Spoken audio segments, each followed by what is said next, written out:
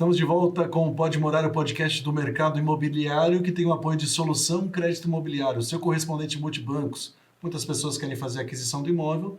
A alternativa, ao invés de percorrer diversos bancos, é procurar um correspondente bancário especializado e credenciado em diversos bancos. Entre em contato com a Solução, aprove seu crédito, faça suas simulações.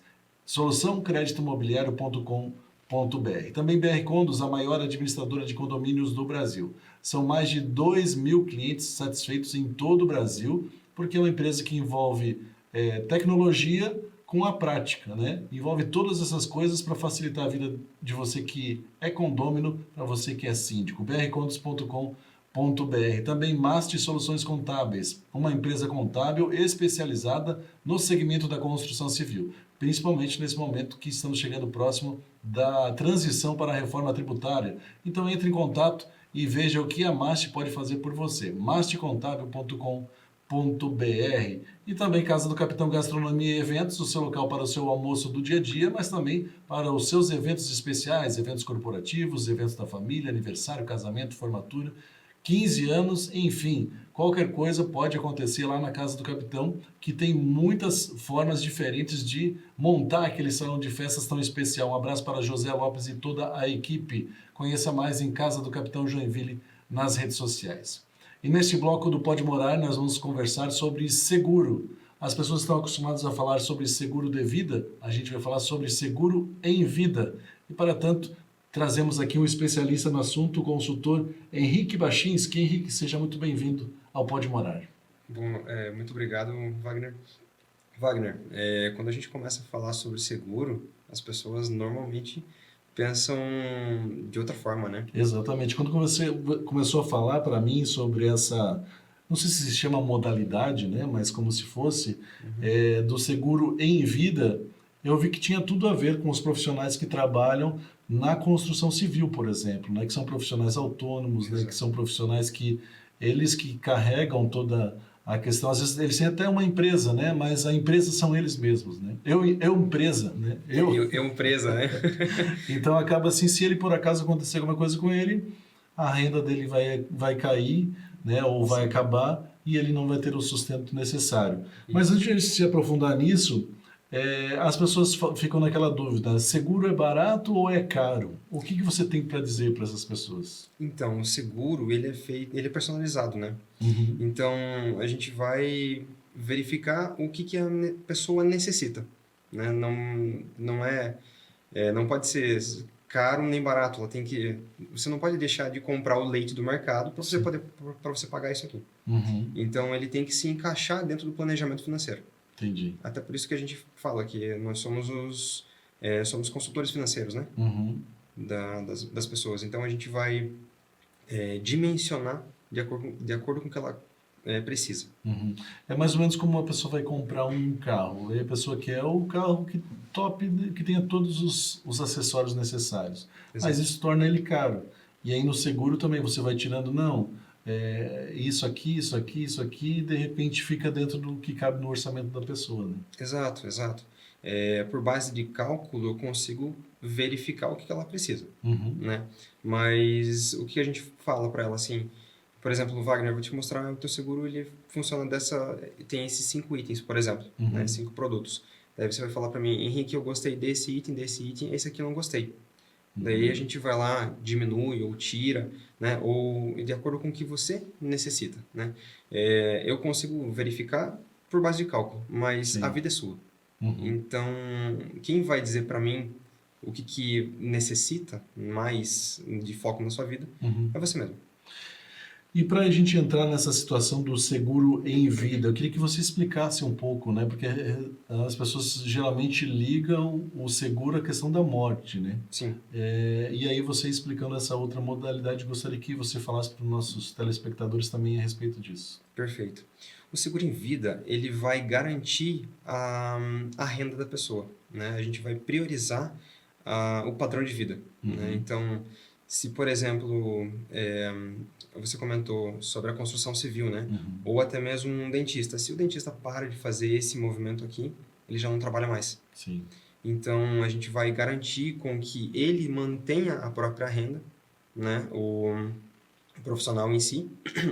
para você não ter que passar uma necessidade, envolvendo questões de cirurgias, doenças, atestado, até mesmo um atestado simples, né? Aqui em Joinville tem uma certa época do ano que é muito comum o caso de dengue, né? Sim. Então, uma denguezinha já dá 10 dias de atestado. Sim. E a pessoa já acaba não... Ou uma gripe muito forte, de repente, que deixa...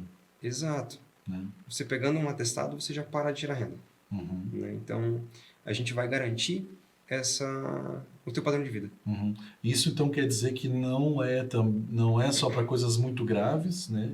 Para coisas temporárias a curto prazo também. Então, não precisa ser um mês inteiro a pessoa afastada. Alguns dias ela já vai ser, vamos chamar assim, ressarcida daqueles dias, é isso ou não? Isso, ela vai ser... ela vai ser, de certa forma, ressarcida, né? A gente vai pagar o sinistro dela, né? Que é propriamente a utilização do seguro, né? Mas para que ela não tenha que passar necessidade. A gente falou desses profissionais autônomos, né? Profissionais que trabalham por conta própria, né? Como a gente falou, tem empresa e às vezes é ele mesmo que executa, né, os serviços e tudo mais. Os MEIs, né, hoje são muito comuns. As pessoas confundem, na verdade, né? Dizem, eu sou autônomo, mas na verdade é MEI. Sim. Autônomo é algo que hoje em dia nem é tão mais comum, né? Porque a pessoa pagava o carnê do INSS em separado e essas coisas não são tão comuns. Eu queria que você explicasse então, esse profissional que quer saber mais sobre essa situação, o que ele deve procurar, né, quando vai conversar com o Henrique, enfim, com outras pessoas que trabalham nessa área, o que eles devem perguntar, o que eles devem saber mais sobre isso?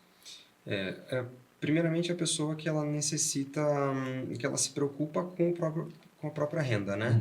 Essa pessoa, ela vai querer, assim, saber sobre se ela parar de gerar renda. Ela precisa também entender qual é a renda necessária para ela sobreviver, assim, de certa forma. Né? Exato. É muito mais interessante eu saber o quanto você gasta do que quanto você ganha. Porque a partir do momento que eu sei quanto você gasta, eu sei qual que é o teu padrão de vida. Né? É prudente que você... E também, no seguro de vida, as pessoas, quando a gente fala sobre investimento, as pessoas estão ganhando dinheiro, né? Alavancando o próprio patrimônio. Só que antes de você alavancar o teu patrimônio, é importante que você garanta que você não vai perder o teu patrimônio ou a sua fonte de renda. E daí por isso que entra o seguro em vida. Né? Então a gente não vai deixar a pessoa deteriorar o próprio patrimônio. Eu tenho uma situação que é bastante comum, né? A gente já conversou sobre isso nas minhas atividades ali do financiamento imobiliário. Existe um seguro no caso de morte ou invalidez que já está embutido nas parcelas. Certo. Mas realmente a pessoa precisa se preocupar com essa situação de ela garantir a renda dela. Complementar a um financiamento imobiliário, ela poderia investir num seguro para garantir que ela não perca o imóvel. Vamos usar isso como exemplo, né? Exato. Imagina, como você comentou, né? Existe o seguro que ele está embutido no financiamento, né? O nosso seguro ele vai complementar. Né? Imagina que uma pessoa ficou inválida, né? Num caso muito grande, num caso muito específico, né? Ou ela ficou com uma doença muito grave, que ela vai ter que parar 24 meses da vida dela para poder fazer o tratamento. Então a gente vai suprir essa renda, né? E assim ela vai também conseguir pagar o financiamento, manter toda a vida dela da mesma forma que ela teria, né? Sem esse inconveniente. E tem, acho que, tantos exemplos, né? Às vezes a pessoa está pensando na faculdade, está pagando a faculdade para um filho, e fica preocupada com essa questão de, será que se acontecer alguma coisa comigo, minha filha vai ter que desistir da faculdade, é o sonho dela, é nosso sonho. Então, são várias vertentes que justificam, né, entrar numa situação como essa de um seguro em vida, né? Exato. Como a gente tinha conversado, né? Se uma pessoa tem filho e ela para de gerar renda, eu vou verificar quantos anos tem o filho dela, quantos anos falta para ela terminar de fazer a faculdade, e eu vou te dizer assim, por exemplo, Wagner, você vai precisar de X reais. Esses X reais vão ser destinados ao teu filho, para que ele termine de fazer a faculdade. E daí você vai conseguir garantir com que a educação dele seja concluída, né? Tem uma situação que você falou também sobre o retorno disso, né, como forma de investimento, até se for pensar. Exato. Se você não usar o seguro, né, tem essa questão da devolução dos valores. Como é que funciona isso? Então, nós temos basicamente 3 planos, né? Uhum. É o mesmo capital segurado, dividido em 3 tempos, Uhum. né? 5, 10 e 20 anos. Você vai pagar por 5, 10 ou 20 anos, e esse dinheiro, a partir do terceiro ano, ele pode ser resgatado, Uhum. né? Existe lá um ponto de um break-even, né? Que é a partir do momento que você pagou, você recebe o mesmo valor. Uhum. E dali para frente você para de pagar e ele só se rentabiliza em relação ao tempo, Entendi. né? Por exemplo, eu estou pagando por 10 anos e quando eu estou com 30 anos, né? Uhum. Quando eu tiver com os meus 63 anos, eu vou tirar 10 vezes o que eu coloquei. Uhum. Então a gente vai rentabilizando em relação ao tempo. É como se fosse uma aposentadoria também privada, vamos chamar assim, né? Normalmente a gente utiliza, Uhum. né? Quando uma pessoa tem uma previdência privada, eu avalio para ela e falo assim, essa aqui é boa ou essa aqui não é. Uhum. E daí eu vou te apresentar uma contraproposta, né? Uhum. Tem uma situação também que você falou, quando existe uma sucessão nas empresas, por exemplo, né? Tem vários sócios, a empresa tem ali, acontece alguma coisa com um deles e tem aquela preocupação, né? Como é que vão fazer essa transição para os herdeiros e tudo mais? O seguro pode atuar também nessa parte para facilitar a vida de todo mundo, né? Exato.